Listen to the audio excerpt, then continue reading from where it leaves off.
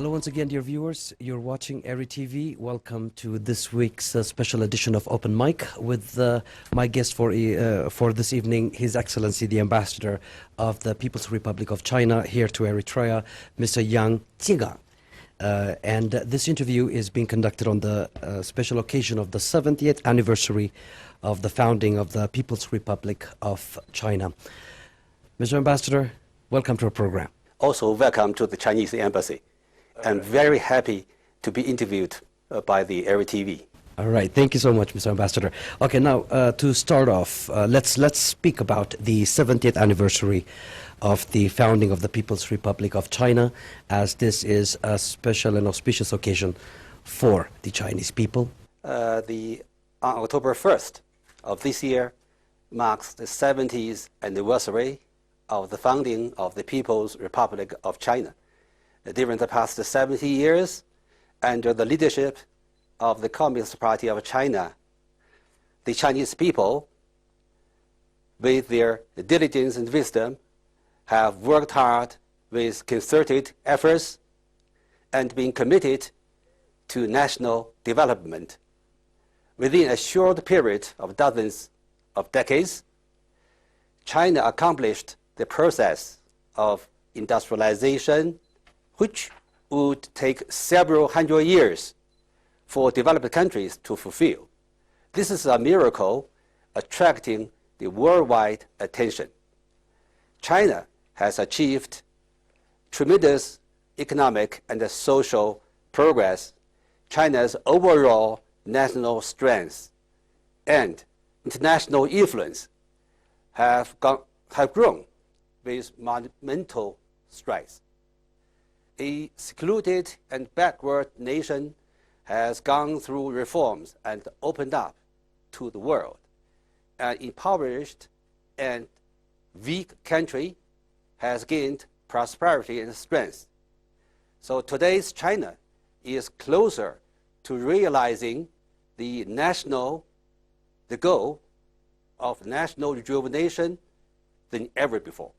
During the last 70 years, China's GDP increased by more than 174 times, from 67.91 billion RMB in 1952 to more than 90.03 trillion RMB. That is equals to 13.6 trillion US dollars in last year, 2018. China is now the world's second largest economy, largest industrial country, largest trader in goods, biggest holder of foreign exchange reserves, and top producer of more than 200 industrial products. So from 1949 to 2018, China's per capita gross national income increased by 135 times, from roughly $70 per capita per person to now almost 10,000 US dollars. Exactly speaking, is 9,470 US dollars. So during the last 40 years of reform and opening up since 1978, over 700 million people have been lifted out of poverty, contributing 70% to poverty alleviation efforts sponsored by the UN Millennium Goal. With living standards continuously improving, Chinese people's average lifespan has been significantly extended from probably 35 years old to now 77 years old, 77 years. By 2020, that is next year, we will build China into a moderately prosperous society and completely lift those people in rural areas out of poverty. Currently in China, the average rate of 9-year compulsory education reaches as high as 93%, while the basic endowment insurance benefits over 900 million people, and the medical insurance covers over 1.3 billion. While achieving economic and social progress for itself, China made tremendous contribution to the mankind and world economic growth. During the past 70 years, China's interactions with the international community have been constantly deepened from integrating into the world to leading the constructive endeavors to build the world and providing China's solutions to major international issues, as well as formulations of important rules internationally. For many consecutive years, China has contributed over 30% of the overall world economic growth, acting as a main stabilizer and a powerhouse for the world economic growth. Mr. Ambassador, now please tell us your take on Chinese diplomacy and your government's end to stand to this end. China believes the people all over the world should work collaboratively to build a shared future for mankind and achieve a common development and prosperity for all. Holding high the banner of peace, development, cooperation, and win-win results, China will unswervingly develop a friendly cooperation with all countries based on 5 principles of peaceful coexistence, and remains committed to building a new type of international relations featuring on mutual respect, fairness and justice, cooperation, and win-win results, win-win solution. China always be a builder of the world peace, a contributor of the global development, and a vindicator of the international order. The Chinese culture takes harmony as the most important thing, which has already engraved into Chinese people's blood and soul. We think people need not necessarily agree with one another on everything, but they should all respect one another and peacefully coexist. So this is the basic societal value treasured by the ancient Chinese people. China's development will not constitute a threat to any nation.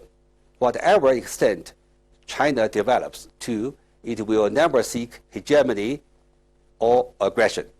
China will always respect the right of different peoples to independently select their development modality, always maintain international fairness and justice, respect the world's cultural diversity, and advocate for cultural exchanges and mutual learning rather than frictions or confrontation.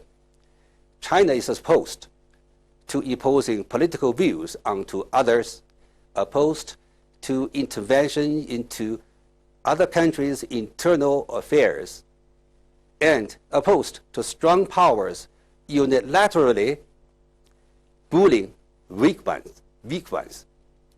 China will never selfishly pursue its own development at the cost of other countries' interests, while on the other hand, we will never give up our legitimate interests. Anyone should refrain from forcing China to sacrifice its core national interests.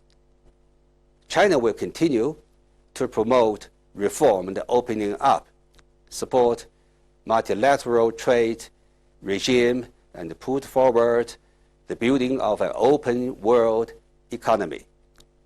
This has injected certainty and confidence into the changing and chaotic world situation, especially against the backdrop of currently spreading unilateralism and protectionism.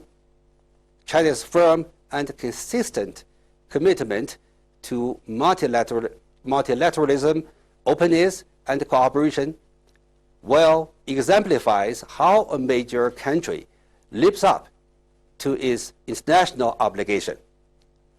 China has no intention to conflict or confront with any other country, but only to seek cooperation and win-win results based on mutual respect. At the same time, China will firmly defend its own core interests. In strengthening solidarity and cooperation with developing countries, including Africa, China sticks to the right way of taking and giving, as well as principles of sincerity, real results, affinity, and faithfulness. China will continue to double its assistance in various aspects to developing countries, especially the most underdeveloped countries. The Chinese people enjoy a character of loving peace, seeking harmony, and readiness to help.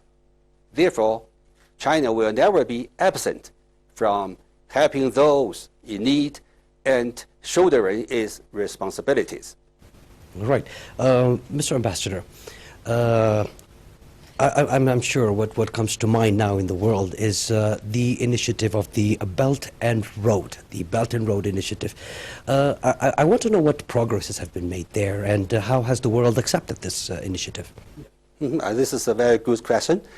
In 2013, against the backdrop of deeply developing economic globalization, President Xi Jinping of China proposed the Belt and Road Initiative, which adopts an approach of five connectivities. That is, in 5 aspects, we should connect the Chinese initiative, BRI, with all the other countries. That is, promoting connectivity in national economic policies, infrastructure, construction. The third is trade and investment facilitation. Fourth is financing. The fifth is people-to-people relations. This is the 5 connectivities. The principle is the mutual consultation, joint contribution, and shared benefits. We call it the 3 points of principles. And get involved all the continents of Africa, Europe, Asia, America, and Oceania in the construction of BRI. So in order to build a new platform for the growth of international trade, investment, and world economy. Over the last 6 years, since 2013, the BRI has transformed from only an initiative into a reality, making new contribution to global economic governance and promotion of the well-being of peoples around the world. The BRI and its core principles, just now I mentioned the 3 points: mutual consultation, second, joint contribution, and shared benefits, have been written into outcome documents of important international organizations and mechanisms, including the United Nations, the G20, APEC, and Shanghai Cooperation Organization. So by this year, China has signed 195 BRI cooperation documents with 136 countries and 30 international organizations. With regards to trade cooperation, the total trade volume of goods between China and the countries along the BRI, the Belt and Road, has surpassed $6 trillion along for the countries along the BRI, the Belt and Road, having signed bilateral investment agreements with over 50 countries along the Belt and Road. China's foreign direct investment has exceeded $90 billion, creating new sources of tax incomes and employment opportunities for the countries along the Belt and Road.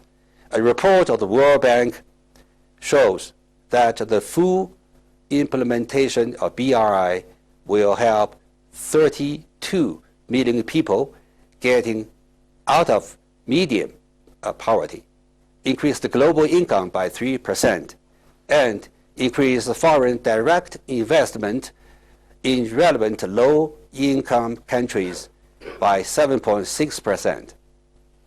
However, some people criticize China for using BRI to seek geopolitical and strategic interests, undermining international rules, lacking transparency, and accusing China of providing massive loans to relevant countries and plunging them into so-called debt trap. These criticisms are totally groundless. Their ulterior motive, their evil intention is to confuse and deceive the public by politicizing debt problems. I'd like to highlight over here that BRI is an open and inclusive public goods that can be shared globally. In implementing BRI, China does not seek any exclusionary blocks or impose its own view onto others. China has no geostrategic calculations. We don't have that kind of motive. The economic and trade cooperations and the BRI are negotiated and conducted according to international norms and regulations based on market-oriented operations, with enterprises being the main actors, main players, and the rules of market economy. So nowadays the reality is the BRI construction has brought new opportunities and possibilities for all the developing countries, including Africa, to complement each other's disadvantages, meet challenges, improve people's livelihood, and achieve economic growth. So we are very pleased to see many African friends thanking China for helping this continent to reduce infrastructure shortages and promote sustainable development. So many of them speak out to support China and China-Africa collaboration. So we always say actions speak louder than words. China-Africa cooperation is good or bad, or what role China has played on this continent. I think the African people have the biggest say. Actually, there are complex causes of some African countries' debt problems. It is a growing pain in economic development, and there is always a factor of the overall environment of the international economy, also the international economic order. Okay. All right. Mr. Ambassador, my next question is about the FOCAC summit, which was held last year, which brought together African countries and for the cooperation of Africa. I want you to tell me more about the Beijing Summit of Forum on China-Africa Cooperation. Yes. In September last year, the Beijing Summit of Forum on China-Africa Cooperation, FOCAC, was successfully convened. This summit is themed as building a closer shared future for common destiny between China and Africa, and outlined a new blueprint for China-Africa cooperation to achieve higher progress. President Xi Jinping delivered a keynote speech at the opening ceremony and proposed the 8 Actions Initiative for China-Africa all-sphere cooperation in the following 3 years. The initiative of 8 actions dovetail or synergized with respective development strategy of individual African countries, also with the 2016 agenda and also the UN Sustainable Development Agenda. So these 8 actions of initiative has been implemented so well, with a great achievement being made in Africa. So in June this year, the Beijing Summit Outcome Implementation Coordinators meeting was held in Beijing. His Excellency Mr. Hagos Gebrevert, Head of Economic Affairs of PFDJ, joined the meeting together with high-level officials from the other 53 African countries, and discussed how to serve the well-being of the African people through effective implementation of the outcomes of the Beijing Summit. The FOCAC Beijing Summit fully testifies that China's cooperation principles of seeking both righteousness and interests, taking righteousness first. Under the guidance of this summit, we have every reason to expect China-Africa cooperation to become a more brilliant star on the stage of international cooperation and set a good example for jointly building a shared future of common destiny of China and Africa. All right, let us now come to Eritrea. This year marks the 26th anniversaries in which we will celebrate the relations between Eritrea and China. They've been very strong and going very well in different aspects of nation-building plans.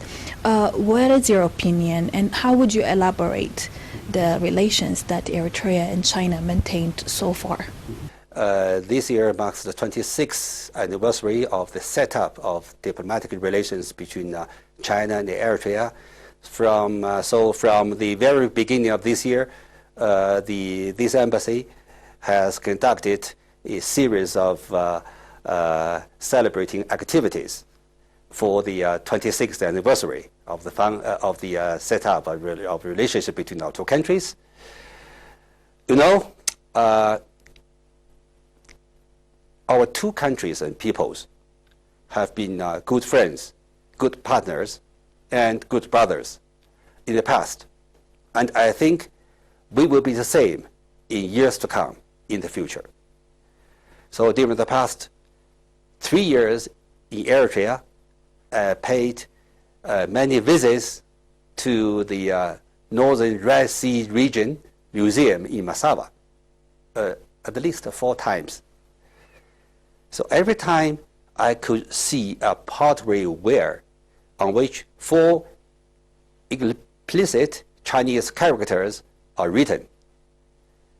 That is, in Chinese, in Mandarin, 万和缠山. This is a proof that our fathers, the fathers of our two countries, two nations, conducted civilization exchanges even in ancient times, long before Eritrea achieved independence. So both sides founded revolutionary friendship and comrade-like relationship. Although our peoples are far away from each other, our hearts are close and connected. So over the past 26 years, the traditional friendship between our two brotherly nations has yielded new outcomes from time to time. We can list as following. For example, the mutual political trust has been cemented, and both sides work closely in international arenas to maintain the common interests of developing countries. China has consistently supported Eritrea's nation-building endeavors by providing Eritrea with many kinds of assistance within China's capacity. Bilateral pragmatic cooperation in various sectors has been constantly expanded, which has played a positive role in social and economic development of Eritrea. Also, at the same time, people-to-people and cultural exchanges have turned closer day by day. Since last year, with joint efforts of both sides, a series of programs in cultural and sports exchanges, training, and government scholarship studies have been conducted effectively. These programs deepened mutual understanding and friendship of the people and boosted our mutual learning and common developments of the two great countries. So I am convinced that China's further development will usher in more opportunities for China-Eritrea cooperation, and with joint efforts, our bilateral cooperation will yield more fruitful results, only to better serve the well-being of the two peoples. All right, and you've been here for nearly 3 years. What are your impressions on Eritrea and the Eritrean people? How has your experience been so far? So, during the past 3 years as China's ambassador to Eritrea, I visited all the 6 regions of the country, and the country and its people deeply impressed me, especially the culture, the tradition. So, just like the Chinese people, the Eritrean people are also peace-loving, united, and ready to help. The 9 ethnic groups and different religions coexist in harmony. At the same time, the Eritrean people maintain the spirit of resilience, which is fully embodied in Eritrea's struggle for independence and national development. Faced with hardship and setbacks, Eritreans strive forward with self-reliance and never give up. These similar societal values that our two peoples enjoy drove away my sense of strangeness on the first day I arrived in Asmara. So I felt so intimate, so familiar with the local culture. I have visited more than half of the African capitals. In comparison with other countries, I most like the hospitality of the local people, the vitality of the youth, the tidiness of the streets, the cleanness of the sanitation, the freshness of the air, the picturesque structures of buildings, the beautiful sceneries, so you name it, everything, almost everything. So after several years of working and living here, now I can say that Eritrea, especially Asmara, has become my second hometown. So most importantly, that for the past 3 years, I have made many friends with the people of Eritrea, from ministers to director generals to the principals in universities, and especially with many people in the grassroots level. So we made phone calls frequently. I even attended some wedding ceremonies hosted by the local household. So this impressed me so deep. So I will remember them. I will keep in contact with all the friends over here. So, you know, under the leadership of His Excellency President Isaias and the PFDJ, the Eritrean people have made great progress in diplomatic, economic, and social development. Since last year, Eritrea and Ethiopia achieved historic peace, and the regional countries have improved their relations, which creates a conducive environment for regional peace, stability, and cooperation. The key and constructive role Eritrea plays has been appreciated and commended by the international community. So, in years to come, especially in the new era, China is willing to work closely with Eritrea to make new achievements in bilateral cooperation in various spheres, and do hope that the people-to-people exchange between our two countries will be progressed in a better way, and to let the two peoples understand much better than before, and make a lot of cultural and people communication exchanges.